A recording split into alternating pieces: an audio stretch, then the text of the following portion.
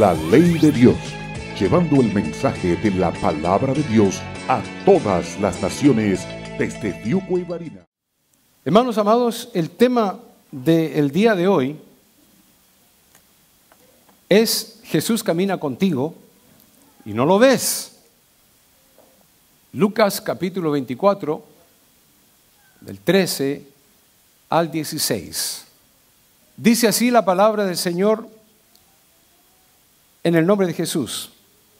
Dice, y he aquí, dos de ellos iban el mismo día a una aldea llamada Emaús, que estaba a 60 estadios de Jerusalén. E iban hablando entre sí de todas aquellas cosas que habían acontecido. Sucedió que mientras hablaban y discutían entre sí, Jesús mismo se acercó y caminaba con ellos. Mas los ojos de ellos estaban velados para que no le conociesen. Y les dijo, ¿qué pláticas son estas que tenéis entre vosotros mientras camináis? ¿Y por qué estáis tristes? Respondiendo uno de ellos, que se llamaba Cleofas, le dijo, ¿eres tú el único forastero en Jerusalén que no has sabido las cosas que en ella han acontecido en estos días? Entonces él les dijo, ¿qué cosas? Y ellos le dijeron, de Jesús Nazareno, que fue varón profeta, poderoso en obra y en palabra delante de Dios y de todo el pueblo, y cómo le entregaron los principales sacerdotes y nuestros gobernantes a sentencia de muerte, y le crucificaron. Pero nosotros esperábamos que Él era el que había de redimir a Israel. Y ahora, además de todo esto, hoy ya es el tercer día que esto ha acontecido. Aunque también nos han asombrado unas mujeres de entre nosotros, las que antes del día fueron al sepulcro. Y como no lo hallaron su cuerpo, vinieron diciendo que habían también visto visión de ángeles, quienes dijeron que Él vive. Y fueron algunos de los nuestros al sepulcro y hallaron así como las mujeres habían dicho, pero Él no le vieron. Entonces Él les dijo, oh insensatos y tardos de corazón, para creer todo lo que los profetas han dicho. ¿No era necesario que el Cristo padeciera estas cosas y que entrara en su gloria? Y comenzando desde Moisés y siguiendo por todos los profetas, les declaraba en todas las Escrituras lo que de Él decían. Padre mío, ante tu santa y divina presencia, una vez más, para pedirte, Señor, que nos hables a nuestro corazón, en el nombre de Jesús. Amén, Señor. Pueden tomar sus asientos. Hermanos amados, haciendo un pequeño recuento de lo que ocurrió el día en que Cristo Jesús fue muerto, el día viernes,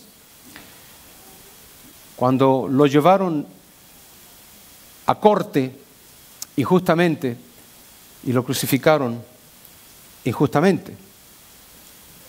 Eso había ocurrido el viernes. El camino hacia Emaús toma lugar el domingo, 3 días después. Sabemos toda la historia de lo que ocurrió. De que en el mismo día de la resurrección, 2 discípulos iban caminando al pueblo de Emaús, que quedaba a unas 7 millas de Jerusalén. 7 millas caminando se logra en 3 horas aproximadamente.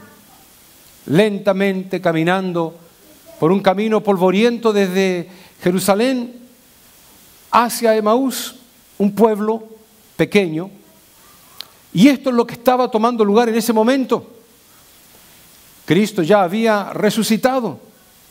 Y mientras estos 2 discípulos, los cuales no eran apóstoles, pues algunos cometen el error en pensar de que eran algunos de los 12, no, eran sencillamente discípulos de los 70 discípulos que el Señor había mencionado en otra oportunidad. Pero aquellos hombres iban caminando con un peso en el corazón. Número 1, dice la palabra de Dios que incluso los discípulos estaban atemorizados. ¿De quiénes? De los judíos, que pudieran ir a buscarlos a ellos también. Estos dos iban caminando hacia Emaús con temor. Iban confundidos por todo lo que había pasado. Iban desilusionados y grandemente desmoralizados. Esas últimas dos palabras que yo puse ahí era lo más efectivo en el corazón y la mente de estos hombres. Ellos estaban desmoralizados. La moral estaba por el piso. Las ilusiones estaban quebrantadas, fragmentadas, porque aquel gran Mesías lo habían crucificado, lo habían matado.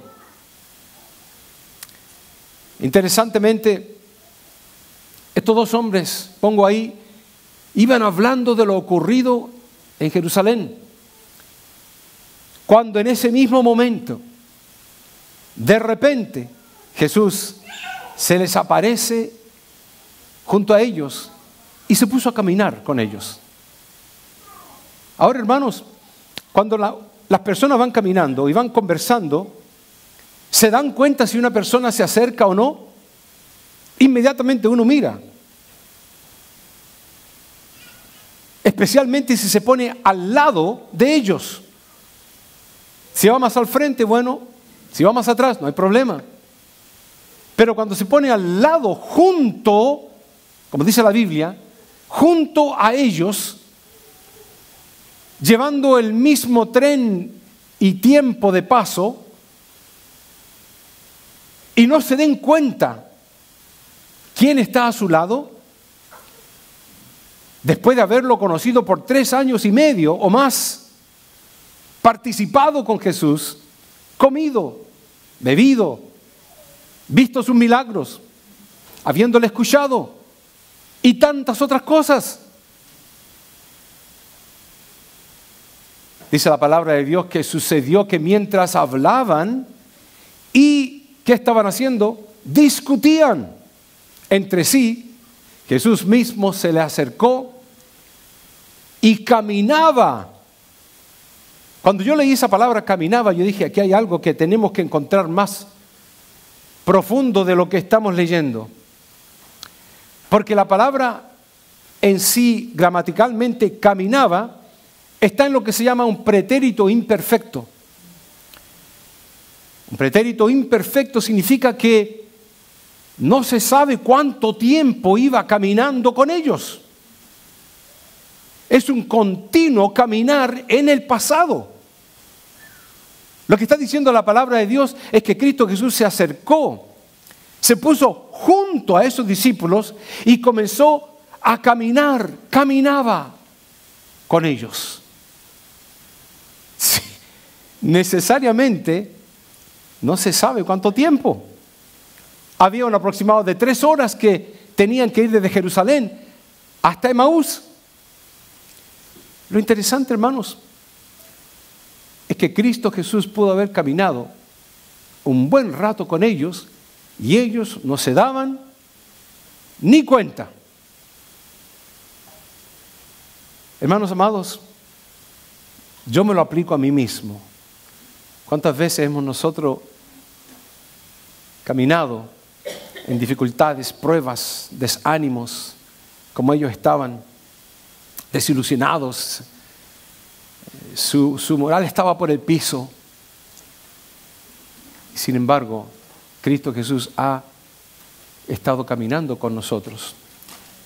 Años atrás escuché un poema, lo cual lo modifiqué completo porque quería que tuviera más rima, porque era un poema. Y lo hice rima. No lo voy a decir ahora, pero hablaba de que Jesús dice que llevaba a este hombre cuando él pensaba que él iba caminando con el peso y era realmente Jesús quien lo llevaba a él. ¿Cuántas veces hemos caminado por situaciones en nuestra vida, problemas, y Cristo ha estado a nuestro mismísimo lado y nosotros no lo vemos? Y a lo mejor oramos, no te sentimos, Señor.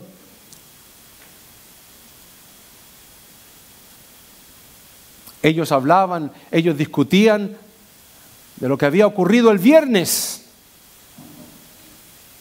Sin embargo, ya era domingo, ya Cristo había cumplido los 3 días que Él había dicho repetitivamente de que iba a resucitar al tercer día. Y ya había resucitado. Sin embargo, ellos seguían viviendo en el viernes. Seguían viviendo en el dolor, en la derrota, en la desilusión de que su Mesías, el caudillo de ellos, el que los iba a defender del imperio romano, lo habían matado. Lo habían flagelado completamente. Lo habían desangrado. Su cuerpo había quedado lacio. Lo habían envuelto en un sudario y lo habían puesto en un hueco, en una roca, lo cual se suponía que era una tumba. Se habían despedido de él. Habían cerrado la roca. Habían puesto guardias para que nadie viniera a mover la roca. Habían puesto el sello del gobernador. Ellos seguían viviendo el pasado. ¿Cuántos de nosotros seguimos viviendo el pasado? La carga, los problemas de ayer. Cuando Dios dice que Él toma todos nuestros pecados y los tira a lo más profundo del mar. Alguien dijo en una oportunidad y pone un letrero: se prohíbe pescar. Dios no quiere acordarse de tus pecados. ¿Por qué te acuerdas tú de tus pecados? ¿Por qué otros se acuerdan de tus pecados? Ni Dios. Y no es que Dios tenga mala memoria. Él propone y dispone voluntariamente no acordarse de tus pecados. Porque la sangre de Jesús es mucho más poderosa que lo que tú cometiste. Y tiene el poder para limpiar tu vida. Estos hombres iban enceguecidos por el problema. Y por eso no se daban cuenta que Jesús caminaba con ellos. Cuando Jesús se acerca, les hace una pregunta. Y les dice: ¿qué pláticas son estas que tenéis entre vosotros mientras camináis? ¡Wow! ¡Qué cosa más interesante! Imagínense que estén conversando de los problemas y dificultades y Dios se materialice. Cristo Jesús sea visual ante sus ojos, visible, y los mire o lo mire a usted y le diga: ¿qué hay en tus pensamientos? ¿Por qué conversas estas cosas? Pues algo parecido sucedió. Cristo Jesús les pregunta: ¿qué pláticas son estas entre vosotros mientras caminas? Pero le hace la pregunta también: ¿por qué estáis tristes? ¿Por qué? ¿Hay razón para estar triste? ¿Tienen motivo para estar triste? En la mente de ellos había motivo. En la realidad divina de Dios no había motivo. Había razón en la mente de ellos que vivían en el pasado, en el viernes, en la derrota. Pero estábamos en el día domingo. Cristo Jesús había resucitado y estaba caminando con ellos y estaba hablando con ellos y estaba a punto de explicarle las Escrituras. ¿Por qué estáis tristes? Y mire la respuesta que ellos dieron. Nosotros esperábamos que Él era el que había de redimir a Israel. Y ahora, además de todo esto, hoy es ya el tercer día que esto ha acontecido. Estos hombres estaban totalmente confundidos de lo que estaba pasando. A lo mejor en alguna parte de la mente de ellos estaba lo que Cristo había repetido múltiples de veces. Si no, retroceden en las predicaciones y las pueden ver cuántas veces Jesús dijo: voy a resucitar al tercer día. A lo mejor en algún lugar de la mente estaba el recuerdo de las palabras. Pero ¿saben qué? No le habían creído a Jesús. Incluso es el tercer día, ya algo tenía que haber pasado, pero no ha pasado nada. Cristo estaba al lado de ellos. Y ellos estaban pensando que no había pasado nada. Seguían ellos con sus esperanzas frustradas. Ellos pensaban que Él era, pero en su corazón no era. Qué equivocado podemos estar muchas veces cuando no entendemos las Escrituras. Qué erróneo pueden ser nuestros pasos cuando no entendemos las Escrituras. Qué peligrosas pueden ser nuestras decisiones cuando no entendemos las Escrituras. Porque cuando entendemos las Escrituras y aplicamos el conocimiento bíblico a nuestro corazón, sabemos exactamente dónde hemos fallado, sabemos dónde tenemos que poner el paso, porque lámpara es a mis pies tu palabra, dice la palabra de Dios. Seguramente ellos iban pensando, no organizó ninguna revolución. Estábamos esperando que levantara armas. Había un celote entre ellos. ¿Saben quién es, no? Pedro, precisamente. Pedro era un celote. Los celotes eran hombres que estaban adiestrados para pelear. Peleadores. ¿Saben quién sacó la espada primero? Pedro. Pedro dijo, ahora es la revolución. Ahora viene la revolución de Jesús. Saca la espada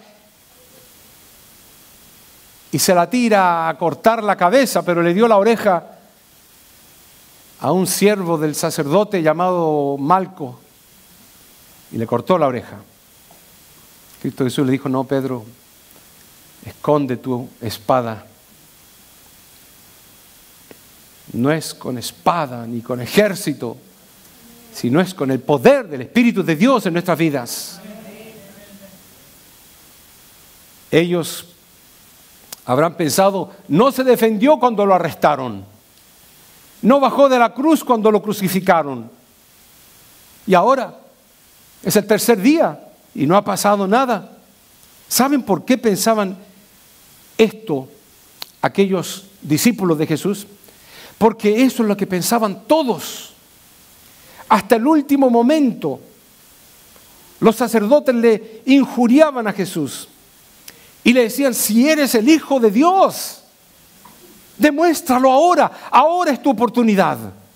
Baja de la cruz y creeremos en ti. Pero Cristo había dicho de que es por fe. Sin fe es imposible agradar a Dios. Se lo dijo después a Tomás, bienaventurado Tomás, los que creyeron y no vieron, pero tú viste, tú necesitabas ver, necesitabas poner tu dedo en mi llaga. Bienaventurado aquellos que creyeron con todo su corazón y que no vieron en absoluto. Y esos somos tú y yo.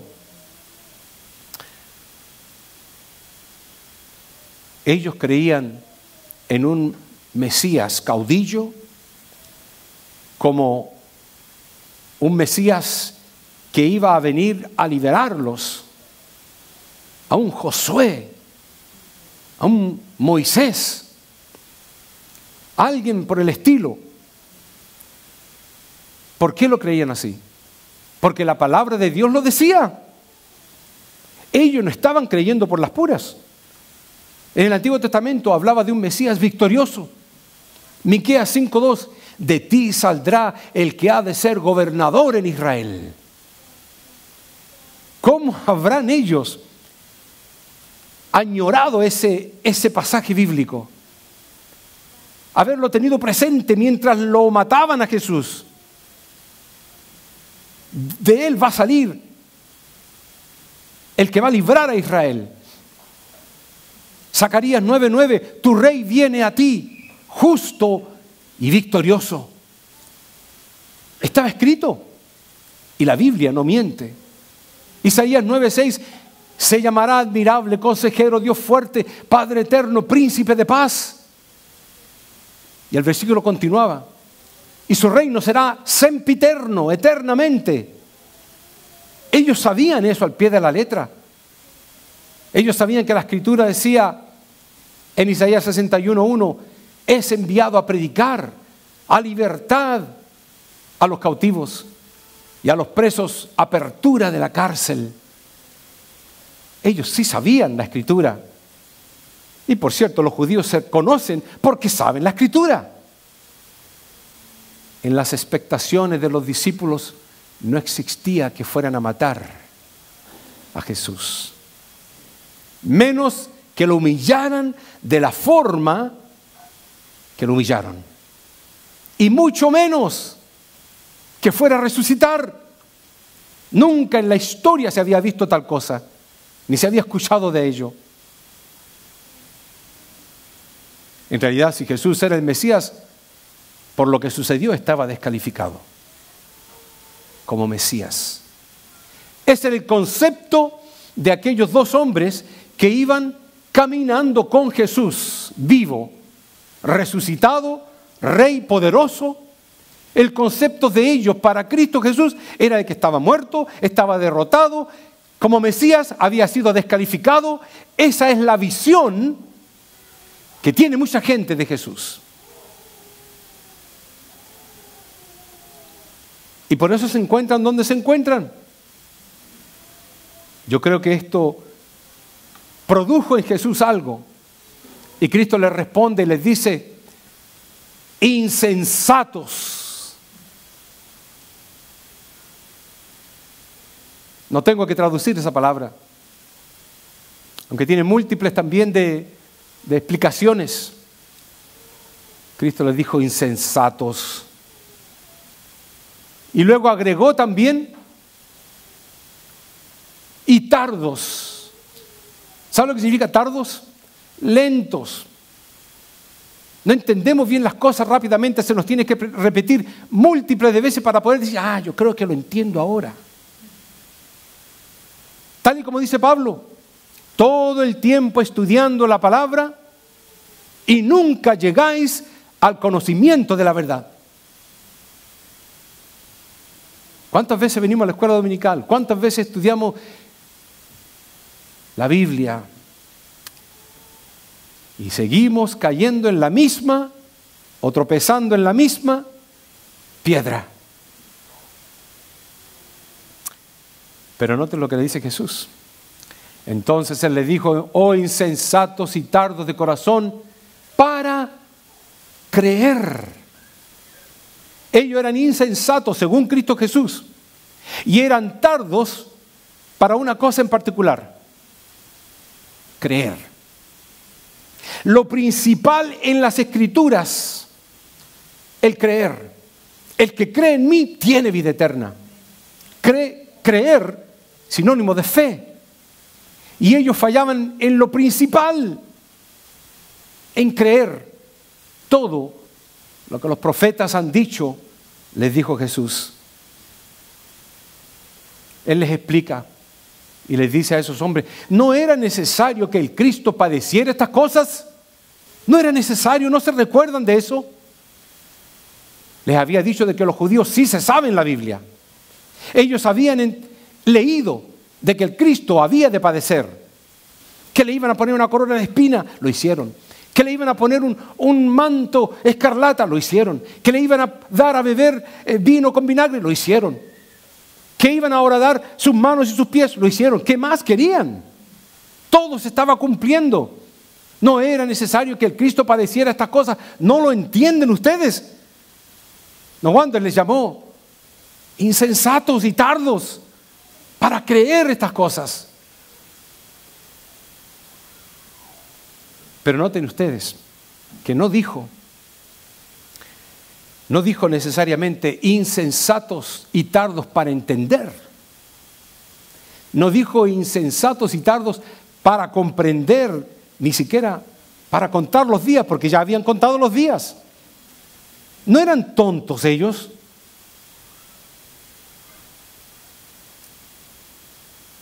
Eran insensatos y tardos únicamente para creer.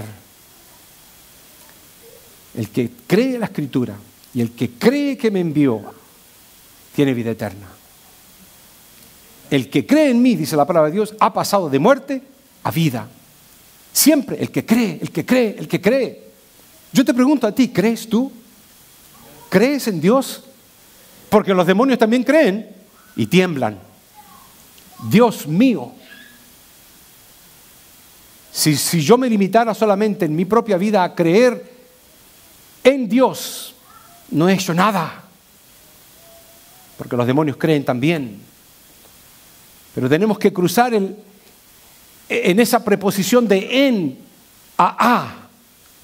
El que cree a Dios, lo que Él dijo, lo que Él dice, hace la diferencia.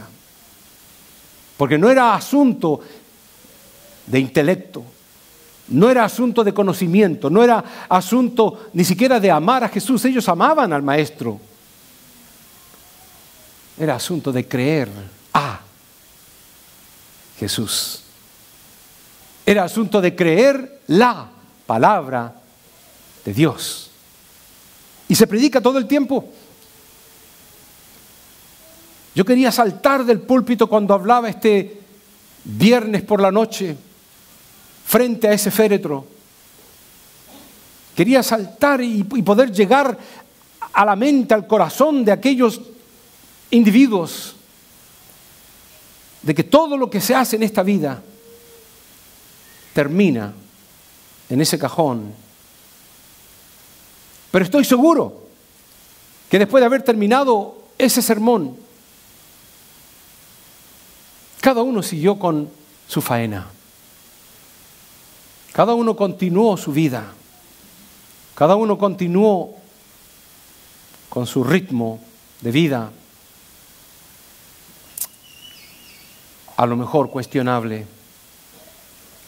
La palabra del Señor dice que bueno, y comenzando desde Moisés y siguiendo por todos los profetas, les declaraba en todas las Escrituras lo que de Él decían las Escrituras.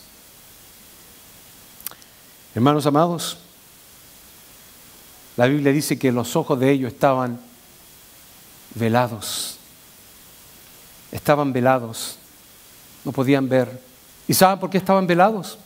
Porque estaban en el viernes. Estaban viviendo en el pasado. Estaban viviendo en los problemas que tuvieron. Estaban volviendo en los errores que cometieron.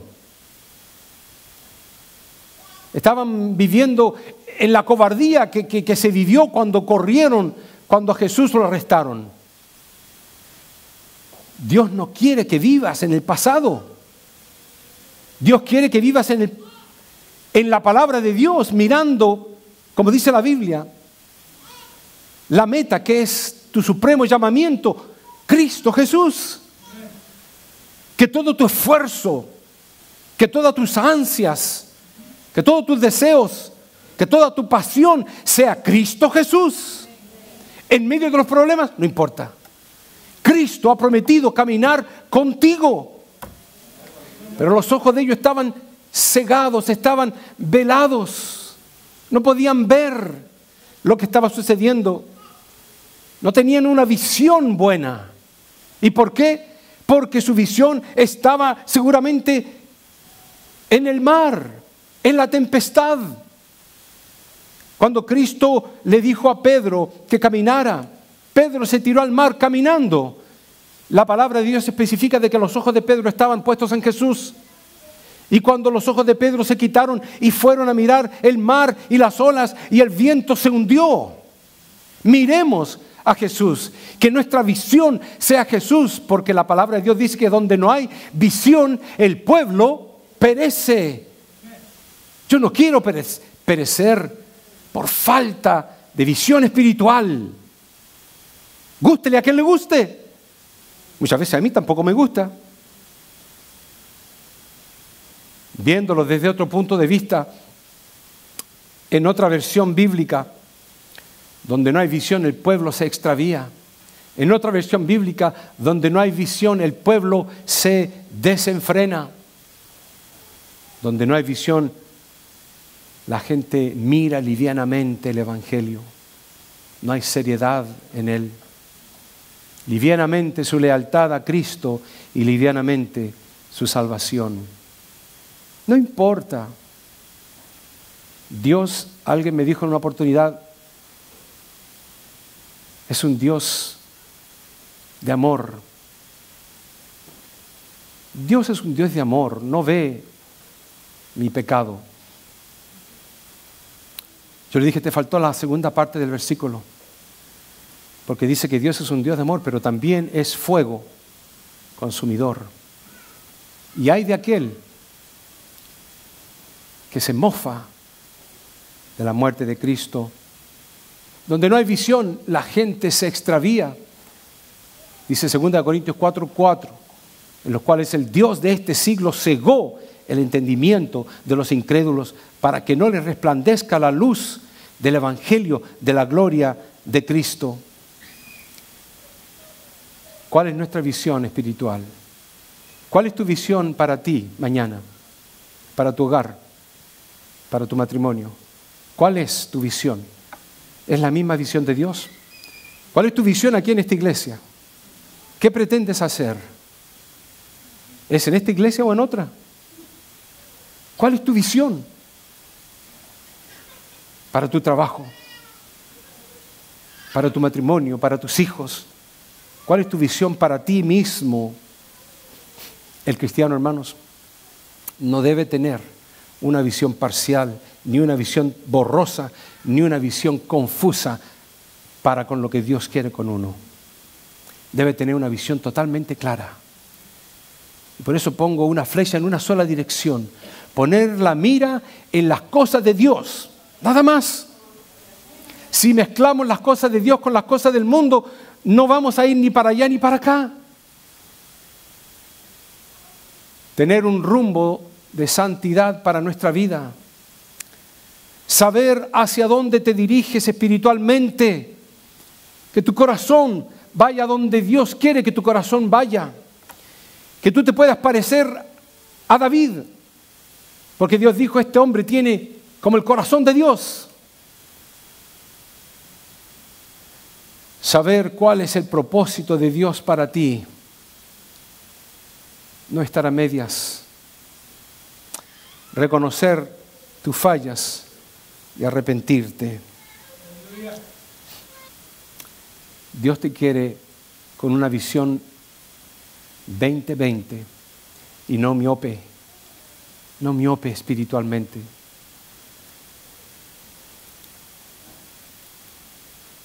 Mi suegro tenía un dicho que decía, habla para que yo te conozca. Lo escuché yo años, me llamó la atención. Habla para que yo te conozca. Es increíble que hablando la gente, uno puede saber qué hay en el corazón, porque de la abundancia del corazón habla la boca. De la abundancia del corazón, uno se da cuenta si la persona es miope espiritualmente o tiene 20-20 espiritualmente. Sabe cuál es su rumbo o se anda dando vueltas sin un lugar determinado. Por eso que pongo, el que tiene visión ve más allá. Ve más allá de los problemas. Ve más allá de lo natural a lo sobrenatural. El que tiene visión espiritual vive en las cosas sobrenaturales de Dios. El que tiene visión espiritual ve más allá de lo temporal a lo eternal, de los obstáculos al premio, de lo nublado al sol de justicia, de un cuerpo enfermo a un cuerpo glorificado, de los problemas a las promesas de Dios. El que tiene una visión espiritual ve a Jesús que va a su lado. No anda confundido como aquellos dos hombres de Emaús. ¿Pero qué tenemos que hacer para eso? La palabra de Dios nos da la respuesta. Poner la mira en las cosas de arriba. no en las de la tierra. Por tanto, yo te aconsejo, dice la palabra de Dios, que unjas tus ojos con colirio para que veas.